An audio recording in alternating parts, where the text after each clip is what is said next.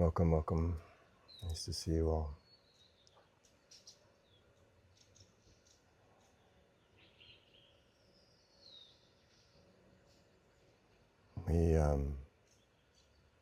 I should say, I had such a beautiful experience earlier today with a small group who gathered for an hour meditation.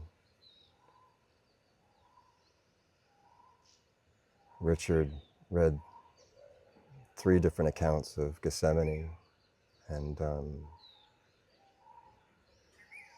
then there was just a rich, quiet, a silent contemplation or meditation. And I found it so profound. And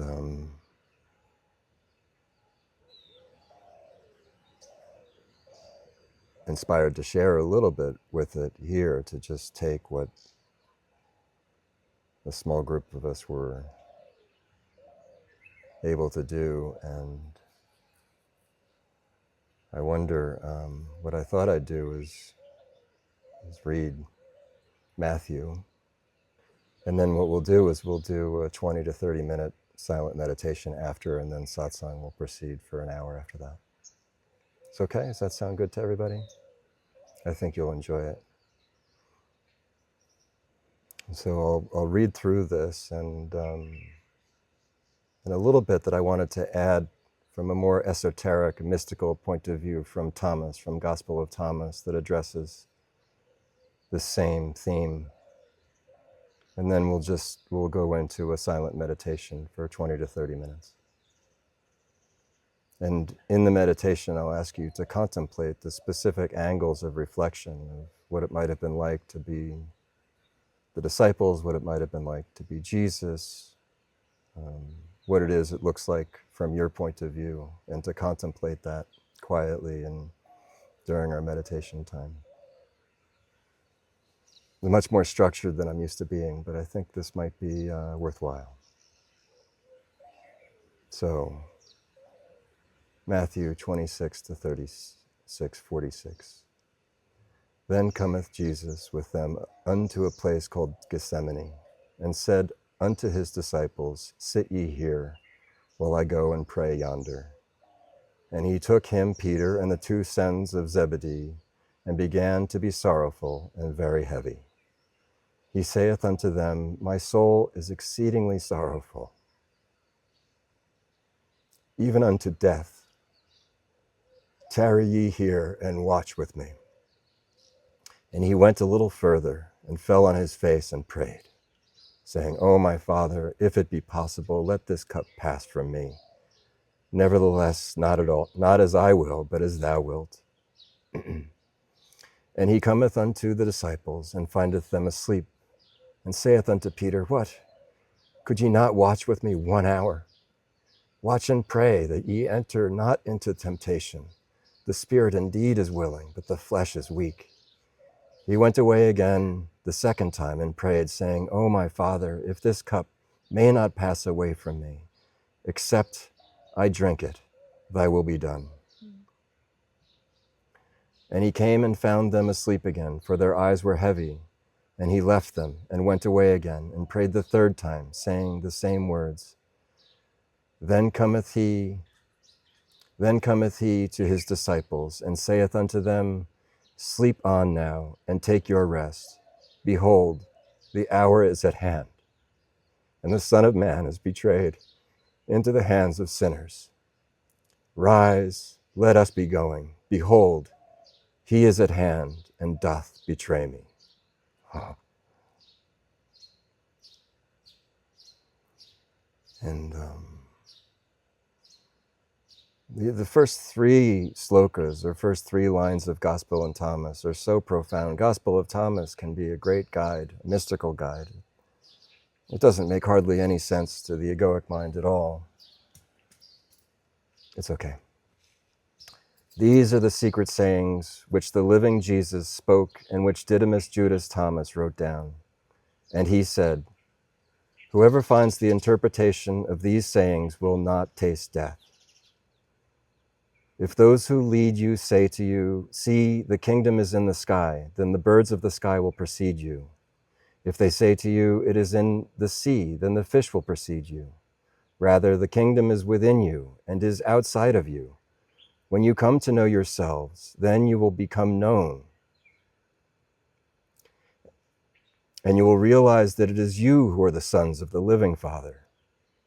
But if you will not know yourselves, you dwell in poverty, and it is you who are that poverty. So these are the two sayings that relate to Gethsemane in an esoteric way. He doesn't talk about the history.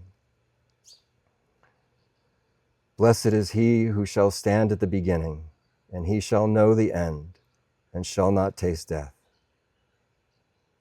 Blessed is the man who knows at what point of the house the robbers are going to enter, and that he may arise and gather together his domain and gird his loins before they enter. Om, Om, Om. Silent meditation. Om,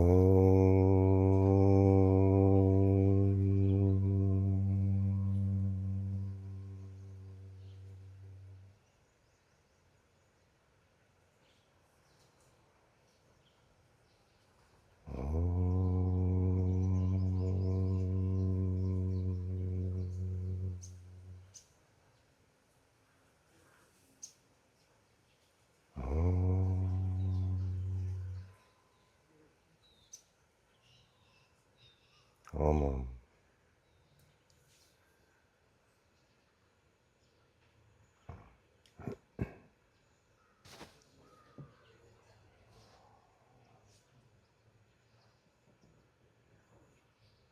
This Gethsemane is universal,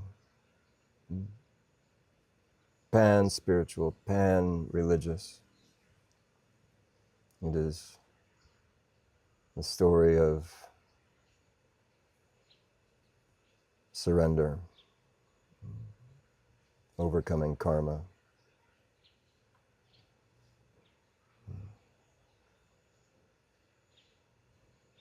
surrendering the egoic will of me and mine.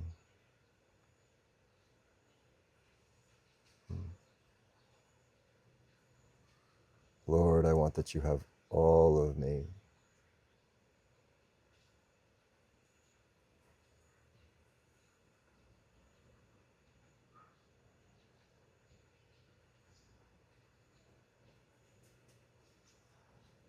It is Buddha under Bodhi tree.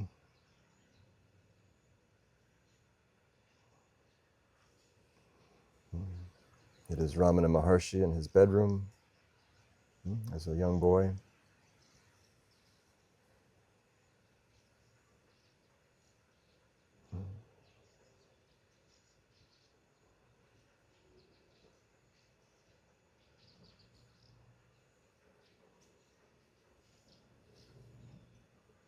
It is Advaita and Bhakti.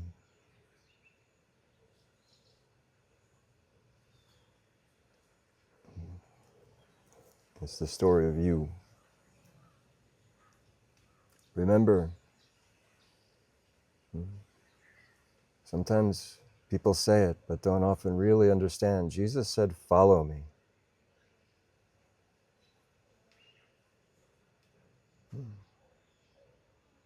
Which is interesting. In so many traditions, they say, don't emulate. And this also makes sense, not to emulate.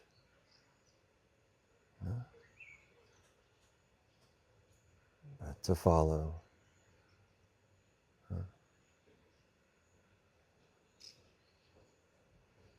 It's what you emulate is the relinquishing of the egoic identity. This is what's emulated.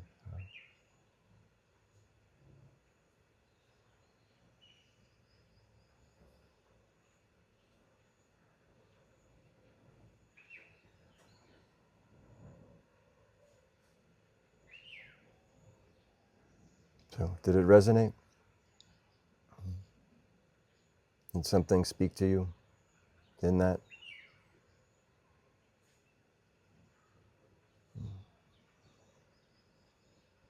The question came that I went into was, where's the origin, the original betrayal? What was that? How could it even happen? I don't know that I know the answer of what or how, but what I saw was, it was just this looping that began. And I guess the what I saw was, it's anything that's not now.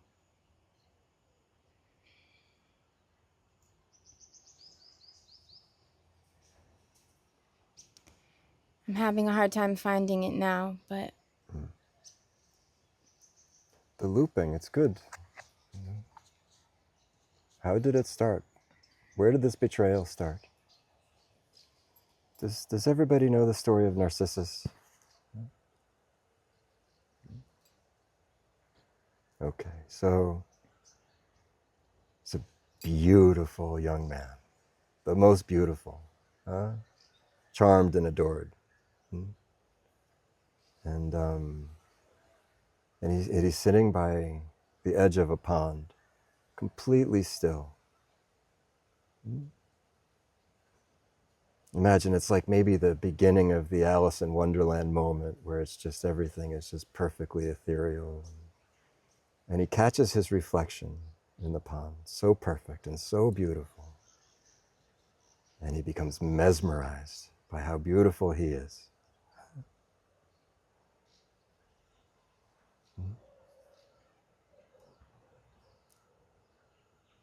And you can imagine, so mesmerized, he just comes closer and closer to his reflection. Nose to nose, breath to breath.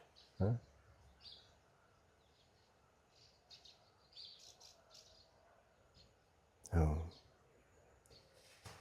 In reflection. I beholding reflection, mesmerized.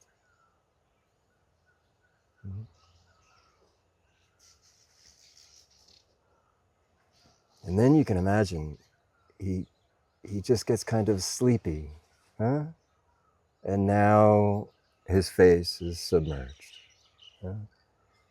And now he's not seeing the reflected light of his own self, he's seeing the refracted light. Lost.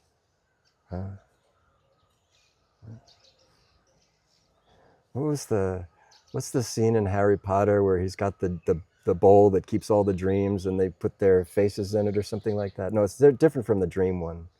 But it's in Dumbledore's office and you put their face in it and they see things. Yes? Mm-hmm.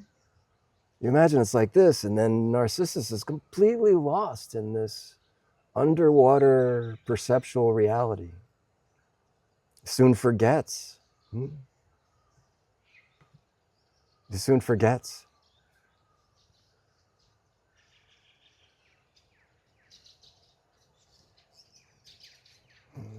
And now existing in the refracted light.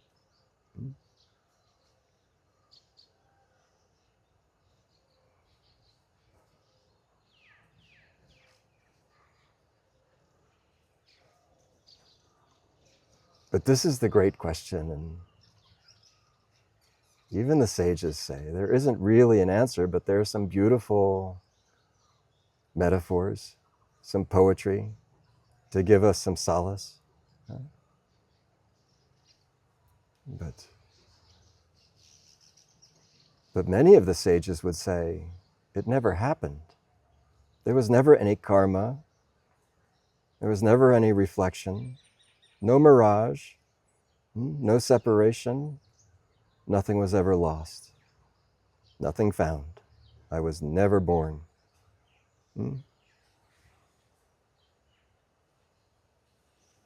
Others say God was one and became two to know itself. Hmm?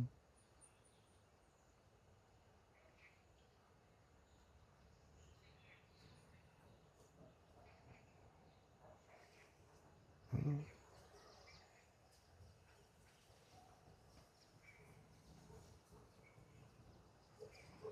But this why and how, it's okay, but it's not likely to help you with leading your way out. Yeah? The main thing is, because the mind, the intellect can be, and the sense of having been betrayed, even if we come to some sort of deep internal recognition that I alone have betrayed my own self. Mm. But you can't say, really. But the question becomes how to reclaim your rightful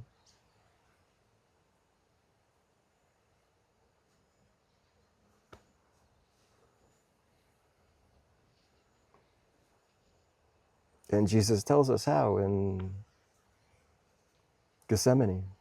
Can I share a little more? Please. So when I saw the looping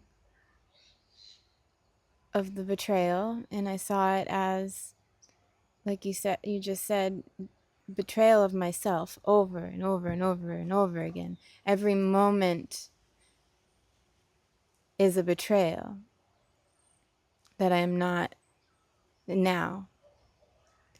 And then I heard. 1 second. Would you turn your microphone on? I'll turn mine off. Hopefully that will work. I think people are having a hard time hearing. Okay. Can you hear me now? It's better, yeah. Okay. I see people And now you leaning can into see their me. computers. Sorry. So the looping of the betrayal, and recognizing it's a betrayal of myself over and over and over again. Every moment that I am in that delusion is a betrayal to myself. And then I remembered, look to me. So I looked for Christ in me. Where I asked myself, where is Christ in me? And I look for that. And there's this spot, I don't know, this sweet spot, this bright spot, the light, whatever you want to call it, and just find that and just rest in that. And then every time the mind comes back, the betrayal, the looping, just come back to follow me. I heard follow me as look to me, find me, keep your gaze on me over and over and over again. Choose that instead as often as you can remember to. Very good. Switch. Ready, switch. And mute. Okay.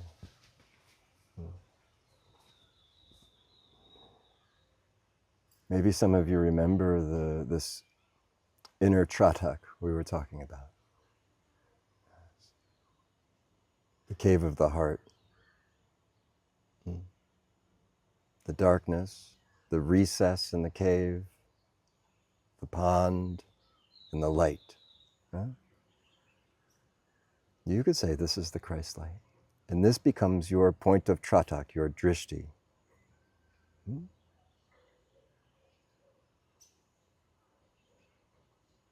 And you know from whence the thieves enter to steal. And you lock the doors and you stay single pointed on the drishti of the indwelling light.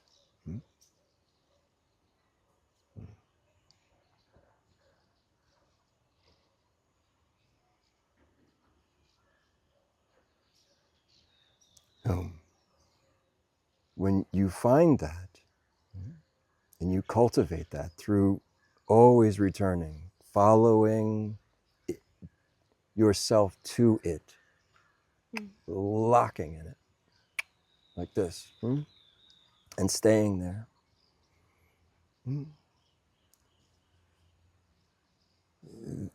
Now you have a partner in the emptying of the cup. The clarification, the purification, the emptying, where just a few drops of the Amrit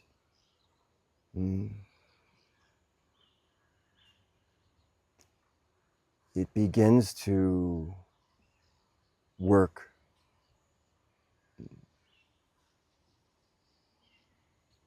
in concert with you. And your posture is readiness and willingness, is surrender. And then what is at first just a couple of drops becomes a trickle, becomes a little stream. Grows and grows and grows. So expansive it can become.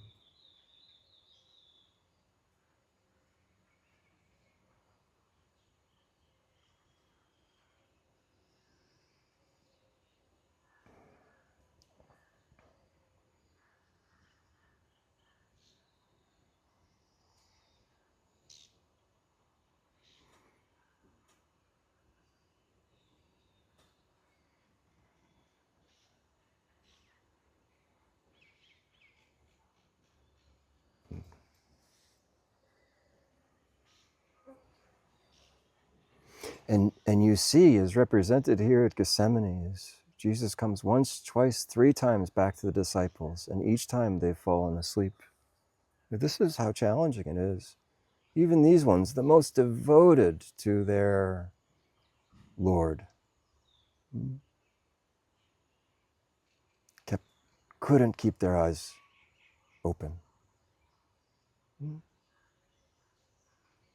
So much tamas, so much inertia in the body and the mind.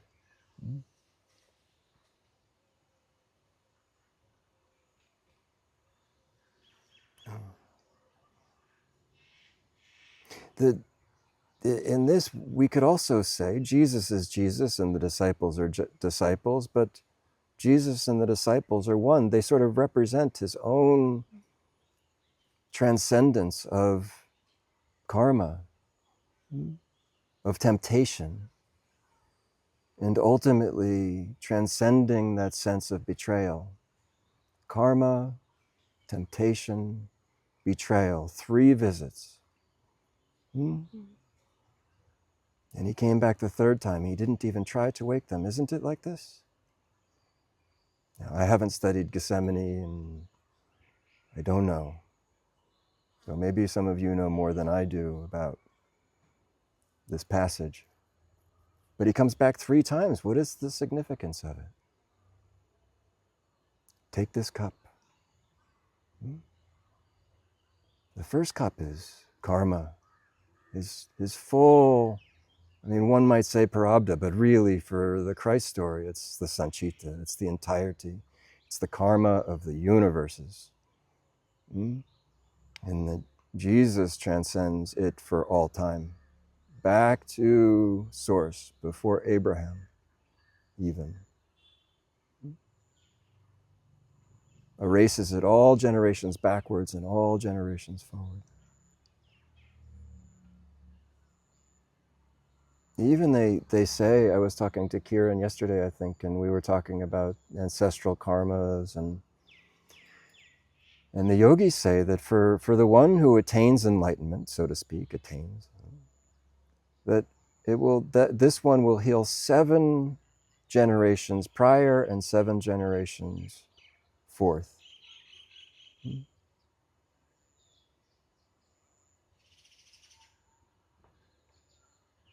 It's my sense, I don't know, but it's my sense that Jesus, in his passion,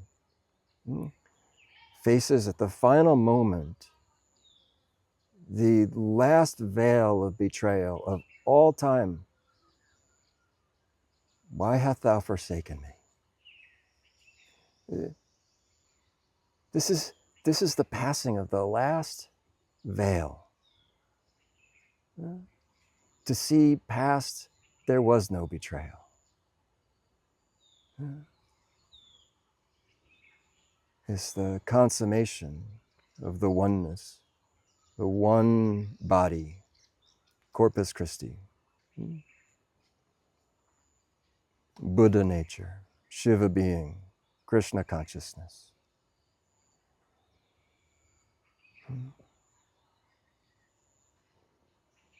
And so please take this karma, and then a bit of, please take this dharma. Seeing it now, do I really need to follow through with it? This following through is an important topic for us. We must make real in the manifest to prove out our sincerity. It wouldn't be enough for Jesus to have imagined transcendence in the Garden of Gethsemane and to not follow through. It would not have been the same. There must be an expression, a symbolic expression in the manifest to prove at least to our own selves our sincerity.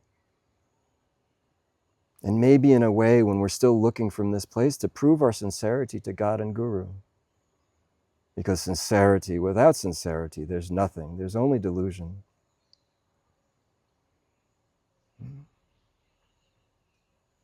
And I don't know, I haven't studied it, but I get the sense of like, really? Do I really need to now go do this?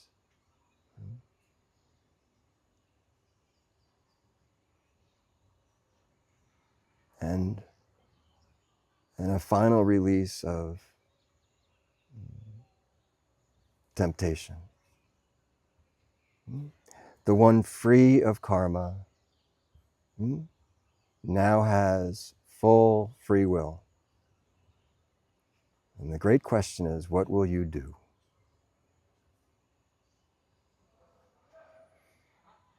A fall back into me and mine is kind of,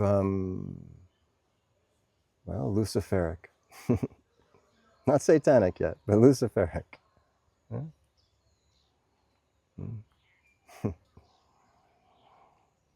Fulfillment of the remaining personal desires using the power of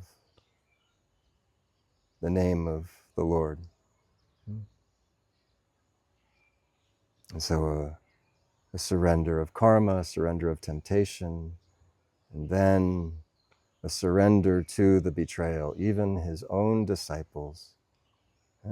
Neither would they stay awake with him in the garden, nor would they stay with him during his passion.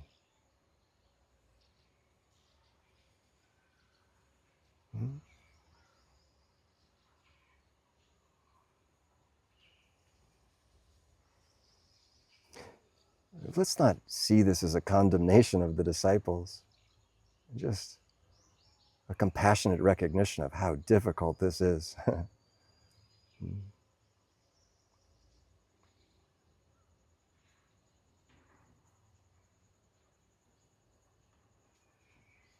And so this betrayal by the world,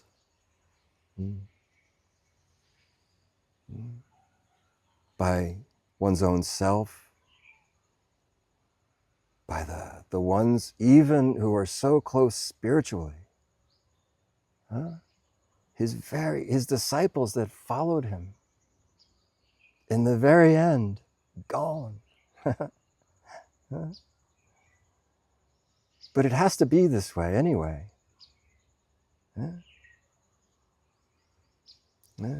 Who knows the final ascent of the mountain in Mahabharata with the Pandava brothers? No time, I think, for it now, but it tells a similar story of they fall away.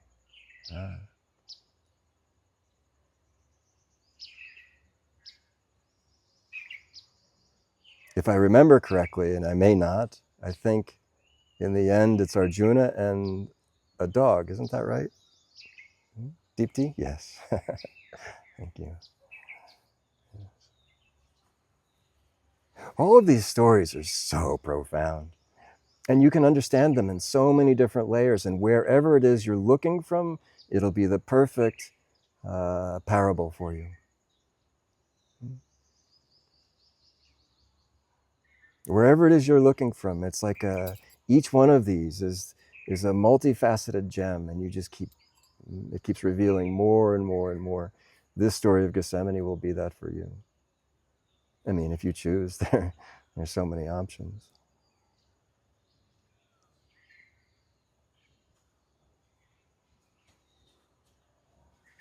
Is Gethsemane, these three stages, if I'm right about it, are they now also represented in the Passion? Please understand, I'm not interested in knowing something about the Bible. I want to imagine what it was actually like for the man Jesus, the one who embodied the Christ consciousness, that became the one body. And what happened and what did he do? Because this is the way for me to follow, to find and follow. So is it echoed? Is Gethsemane a foreshadowing for the Passion?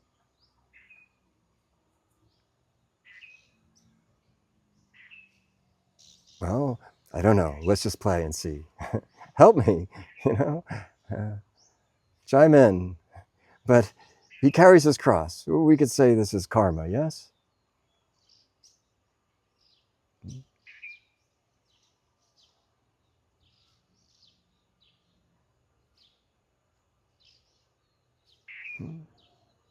Didn't they say if you're the King of Jews, why don't you pull yourself down from your cross? Didn't this happen in the Passion? Maybe this is the temptation. And certainly we know he said, "My Lord, why hast thou forsaken me?" The last utterance of the separate ahamkara, the separate egoic self. The last utterance. Imagine he said it with a sort of an awe and a wonder. Maybe even a little bit of a giggle. The last utterance of the egoic I. I don't know.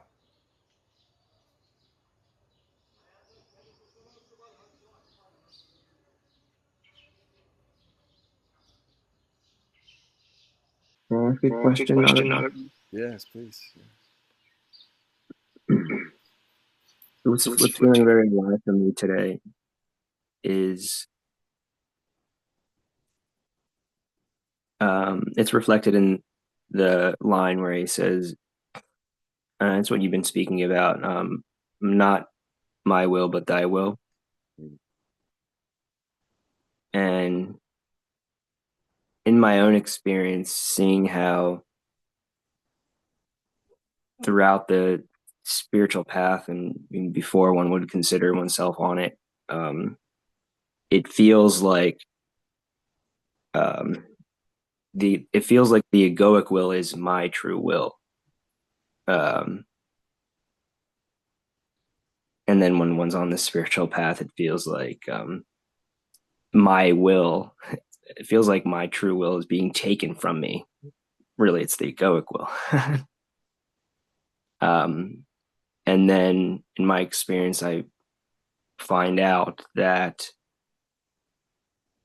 what's actually happening is my false will is leaving me, and I'm coming into my true will, and that true will is the same as the one's will. And this is just my experience. I don't know if it's true, but it's so well reflected in this story to me, how Jesus, he has that conversation with himself where he says, please take this from me. But then he says, not my will, but thy will. And to me, that's like almost like one of the last vestiges when he says, please take this from me of the false will. And then to come into that like allowance, it reminds me of my experience of how the grasping onto the egoic will can be so intense, but as soon as it's relinquished, as soon as we come to this point of I can't do it, this surrender, that we come into the one's will, and in that find that our will is the same as the one's will, and there's just this bliss that couldn't have possibly been seen a moment prior when we were still holding on to that false will that we thought was ours. I see this over and over again in my experience. The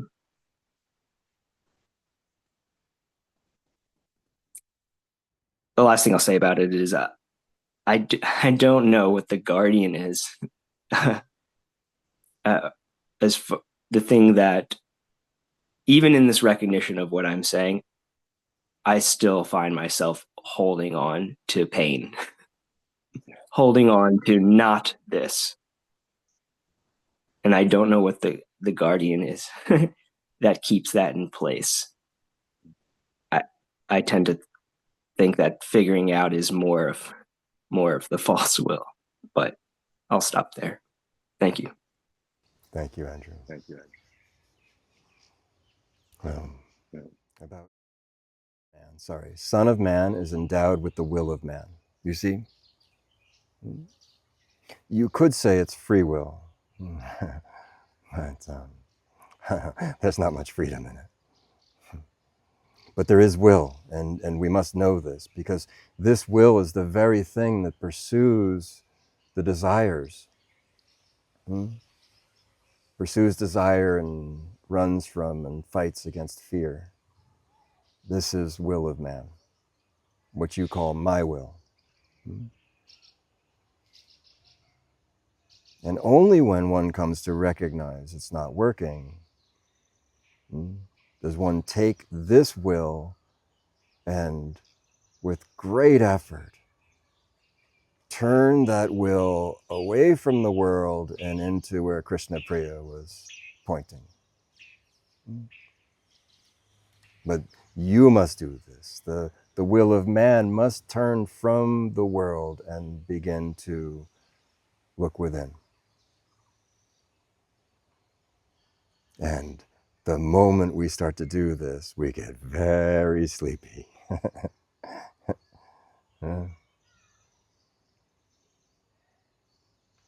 So distracted, so sleepy, so lethargic, tamasic, despondent. It's awful. And so we must exert the will in the different direction. This we must do. And we exert the will into then being free of this will.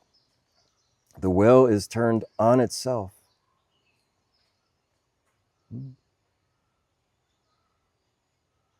So one willfully says, Lord, take this cup, and means it in all sincerity and would give anything, would do anything, would give anything. No cost too high. This is the sincerity of seeing this doesn't work. No. There's an in-between phase where there's a sense of a collaboration, a call and response. Praying for knowledge of God's will. And trying to be obedient, trying to be aligned in that, because seeing that this one in alignment, in what we might call obedience. The ego hates this word obedience, especially if, like me, you had trouble with authority. But in alignment and obedience, actually, there is increasing freedom. I mean, it's not something that can be believed, I think, probably, but can only be seen and experienced. And in this, there is a sense of some alignment, but really, there is only supplication. And you, the sense of I that has the will of man tries so hard with great effort and repetition to align into its best ability to understand the will of God, which is its own morass. so many mistakes to be made here also.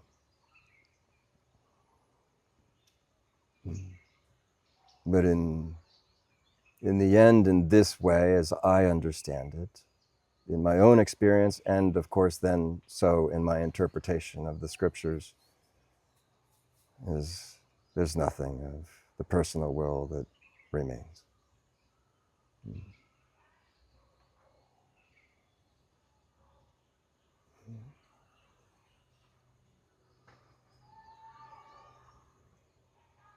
Empty reed, hollow reed.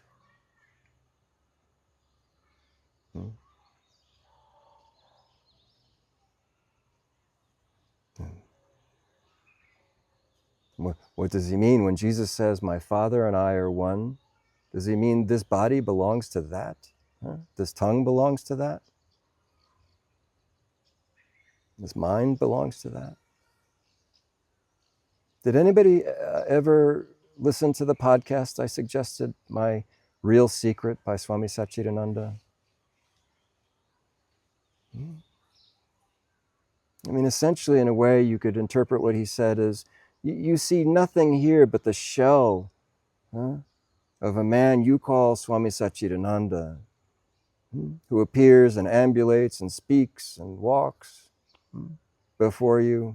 He says, in a way, but there's nothing here but my master, Swami Shivananda.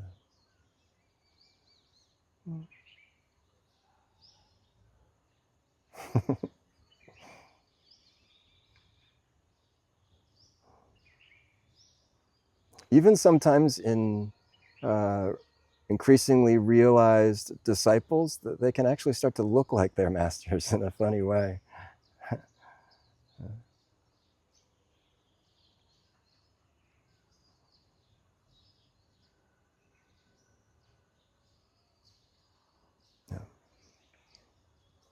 And maybe I'm wrong. Maybe there is something of this personal will. Certainly characteristics, personality traits remain, but they're not quite, something else animates them. A different tune plays the flute, a different breath.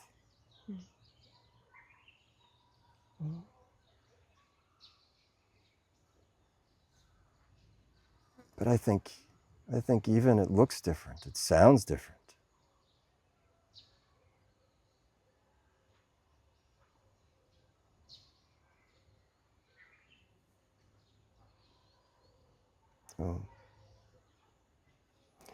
And one of my favorite moments in Muji Satsang, somebody asked, Guruji, is there free will? And he said, yes.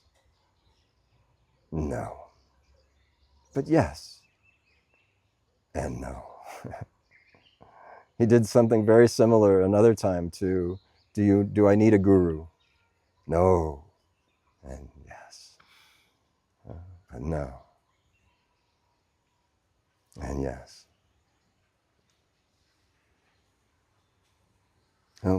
We can say that the will of man has some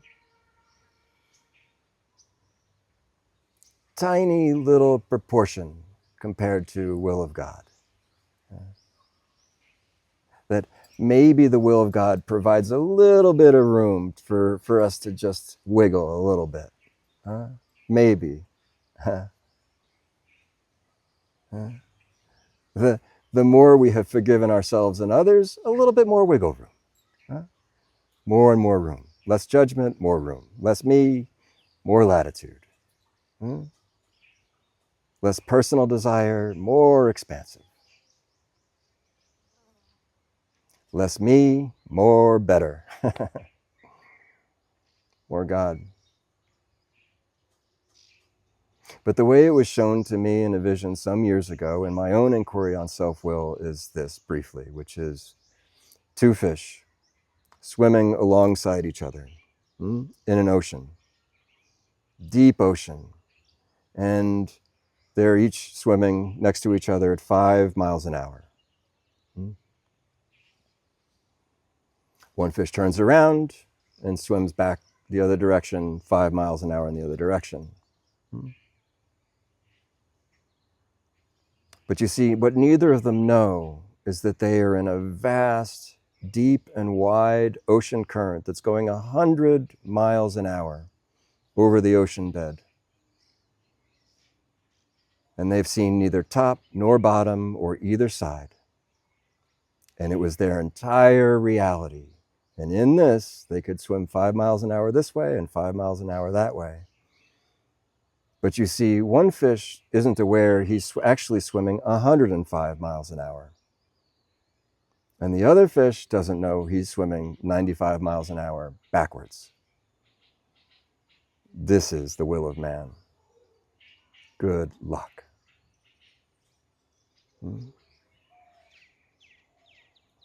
And so this is why, this is why surrender. If it worked, we'd find happiness and peace and contentment. We'd have an outpouring of love and an inpouring of love that we would receive freely. If our will worked, it would be working, yes? This ocean current is karma, is habit, conditioning, vasana. And so strong, and we don't even know we're in it.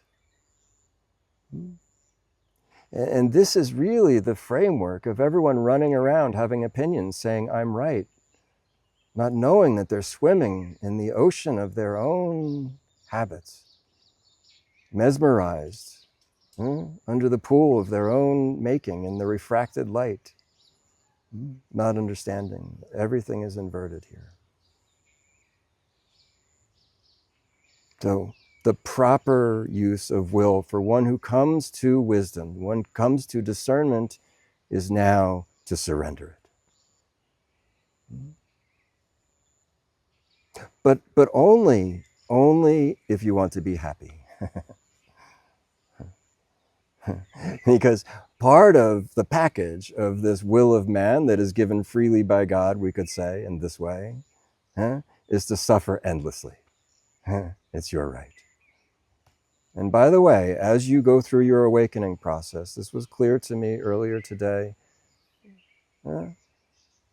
never take the suffering from somebody else who isn't willing to let go of it yet. How many of us have recognized how much we cling to our suffering? Cling to it with all our might. It defines me. All of my yesterdays, all of my traumas and resentments, all of my opinions, beliefs.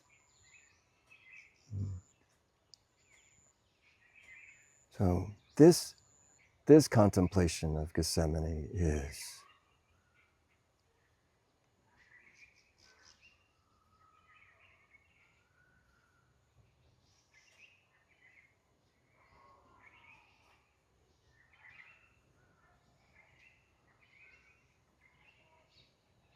the one who comes to this garden.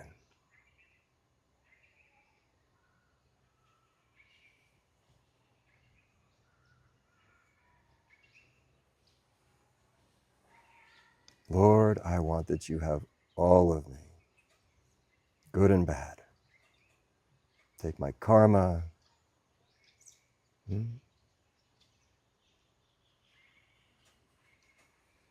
Take my desire.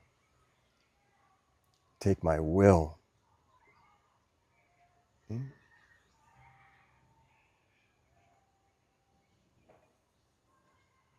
Who can come to know that total surrender is total freedom? Total surrender into this is to be unlimited.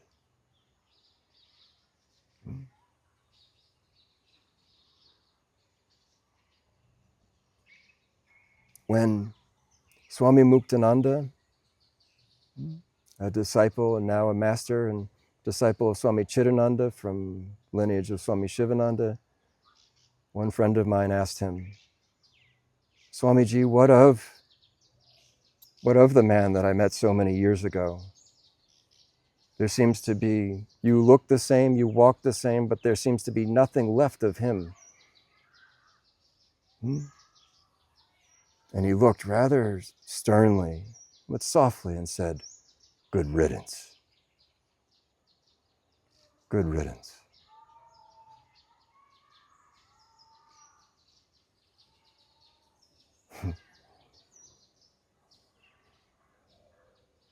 And we cling to it. No, just gently, gently.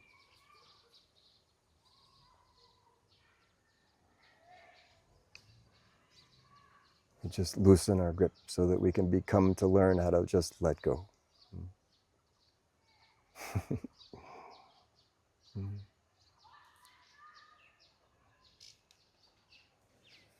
May I ask a follow-up? Yes, please. Probably sounds pessimistic. I find that this undercurrent of avoidance and this holding on to suffering, that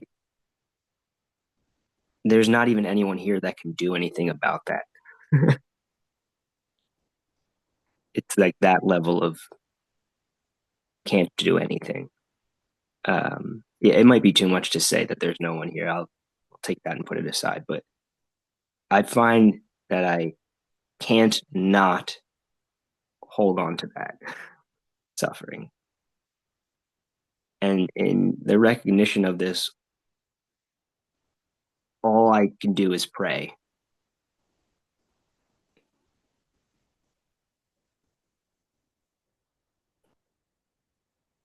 That's it. I don't even have a question. Let me read something to you. And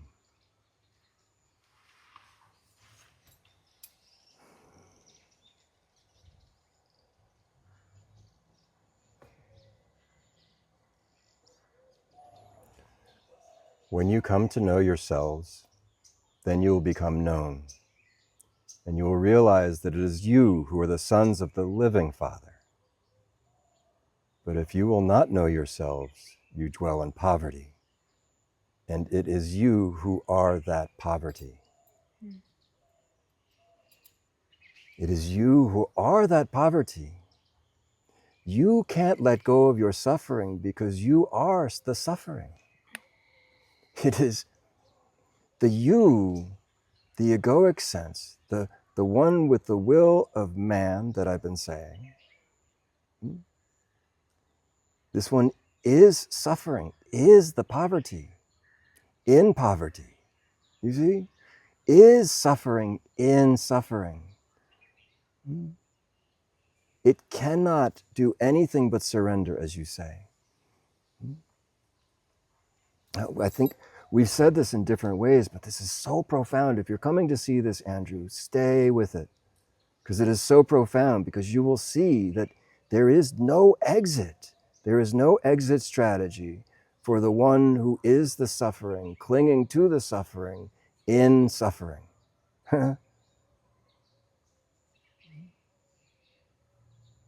There's no strategy. Like you say, there's no one here who can do that. You see, because this I sense, we've said it before in a much more sort of intellectual way, which is that the I sense, the egoic I sense is nothing more than a collection of memories.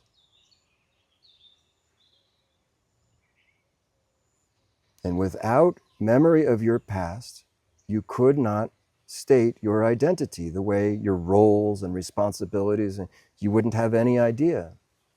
A sense of I would remain. Well, we won't go into this contemplation now. But it's the I, the egoic I is nothing more than a weave, a tapestry, a matrix of memory. Memory is nothing more than reflected thought.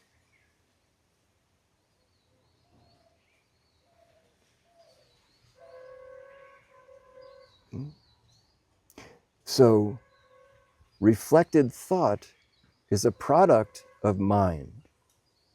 Huh? Are you with me? Reflected thought is a product of mind. Thought happens in mind. Can we say this? And if you are a tapestry of thoughts through this reflected sense called memory that calls itself Andrew, then you are a product of mind.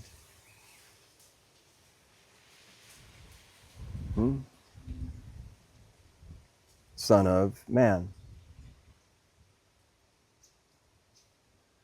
Begot, begot, begot, begot, begot. Thought, thought, thought, thought. Generation, generation, generation. Yeah. Always moving outward.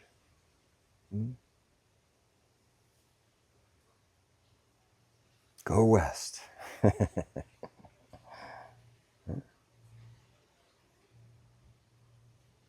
And so, product of mind is slave of mind.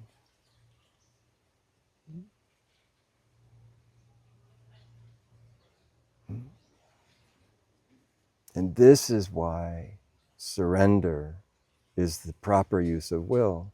This isn't really even religious. Huh? I don't think it's really even spiritual in a sense. Let's call it the science of happiness, of freedom. It's not even really psychological or emotional. It's just the way.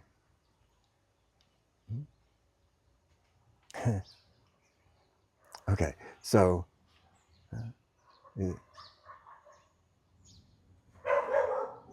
doing it is really hard. Because what you have is your will with a tremendous momentum. And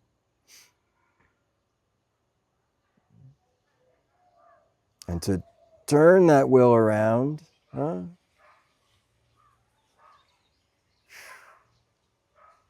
lot of effort and a lot of persistence.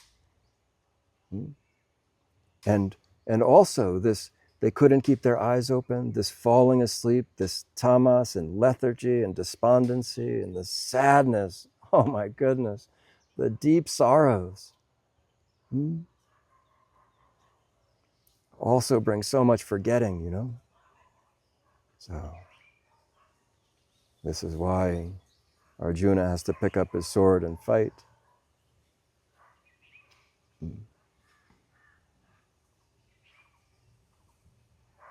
Now,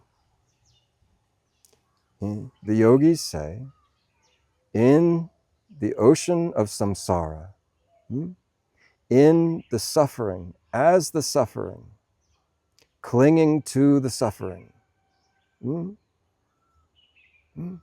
the one with sincerity will find a raft. The yogis say this one is called guru.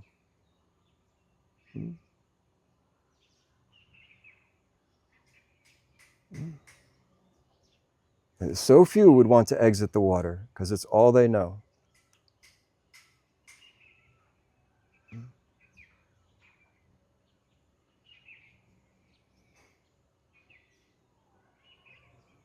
And this is also this ocean of samsara, this poverty, as the poverty itself. This is why in Patanjali's Yoga Sutras it says chitta vritti nirodha. It's to bring the ocean of samsara into gradual calm, mind and heart. calm mind, empty heart. Mm? Empty heart is full of love. Mm? And also it says, said by the yogis, that with sincerity and a plea, like the plea that Jesus offers to God in Gethsemane, Lord, please come, take my cup. And God can throw a blanket over the ocean of samsara.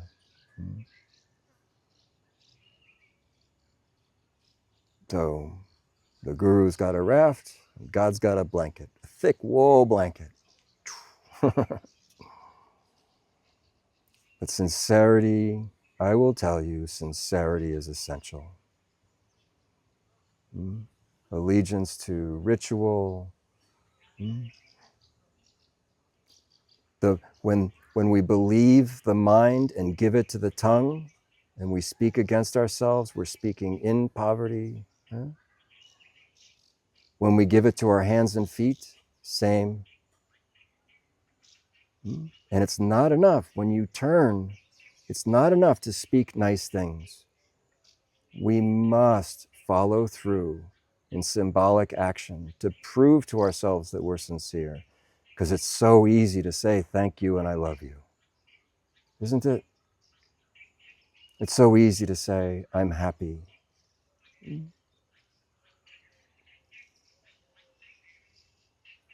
If this is really what's meant, that expression, faith without works is dead.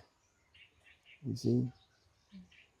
You can only know yourself by what you actually demonstrate with your hands and feet. You cannot trust your tongue. And when you do, and it's doing good and being good in this way, you will find the resistance of the mind and the heart and be glad to have exposed your insincerity. But it's only through action, only through what's called karma yoga, selfless service, loving service, that we will expose our insincerities and pull ourselves out of the delusion.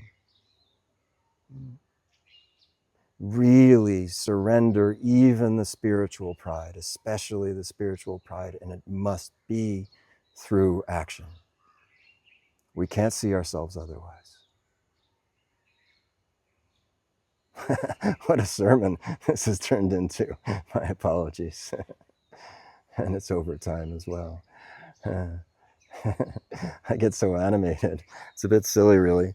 But it's true what I say. You can't fool yourself if you're doing, if your action is aligned with what you want to want. You can no longer fool yourself. And so it's essential. And so when you decide to surrender your will, you turn your will inward to the seeking and the obedience of the indwelling light that is God, that is Christ, that is Krishna, Buddha. And then you must, we've talked about this nidhyasana, you must act as if to expose the hypocrisy that remains. There's plenty of it, so lots of adventures to come.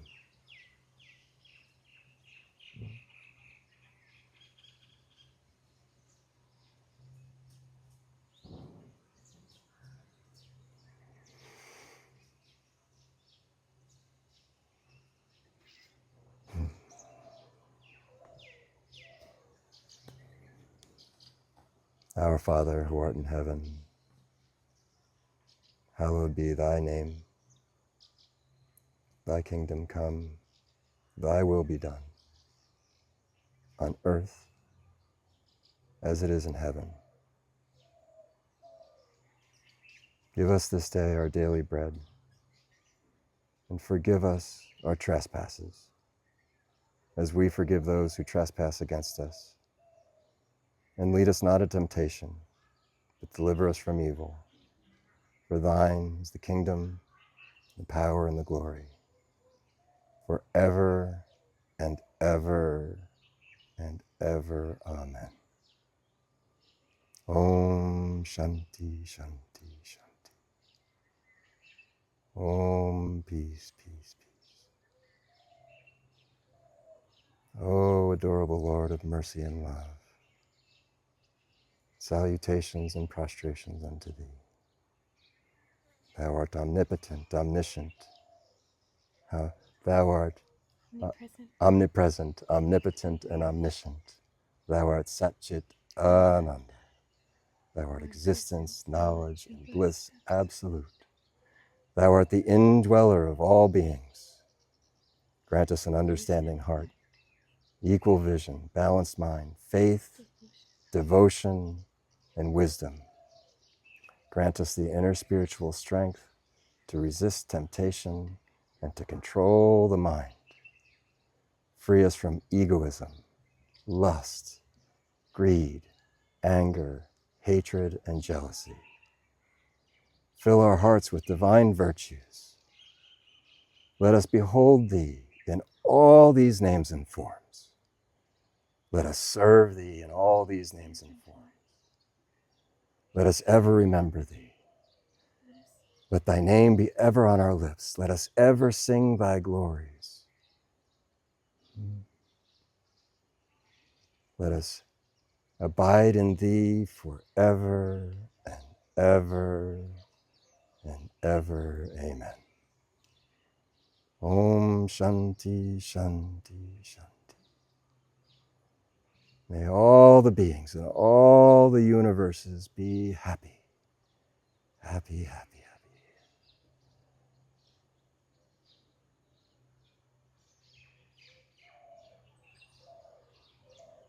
Jesus says, take this and eat of it. Huh?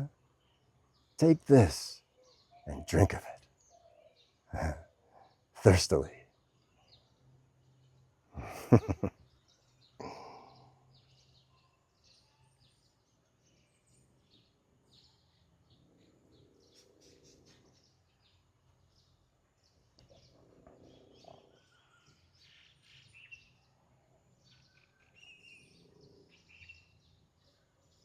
Om Shiva, Om Krishna, Om Yeshua, Om Buddha. Same, same, same, same, same.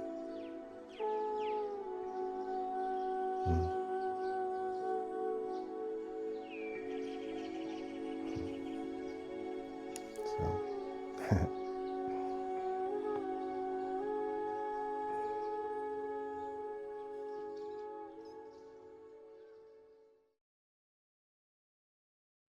you have to do it. You have to wake up. It starts by waking up.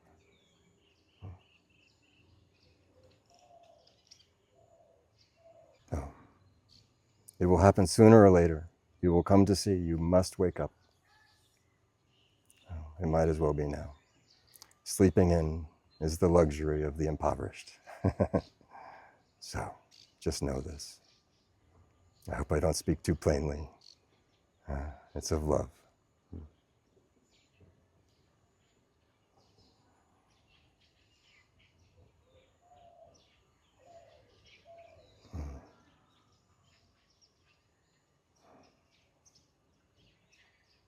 The time of sadness can be over.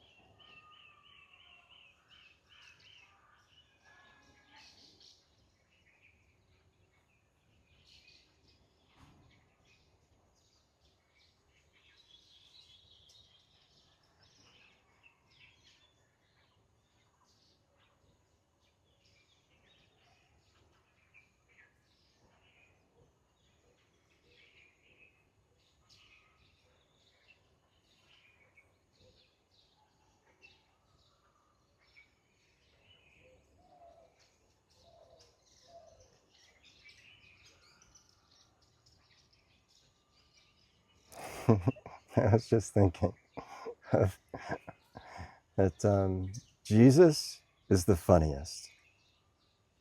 Shiva's the most intense. Krishna's the most playful. And Buddha just laughs.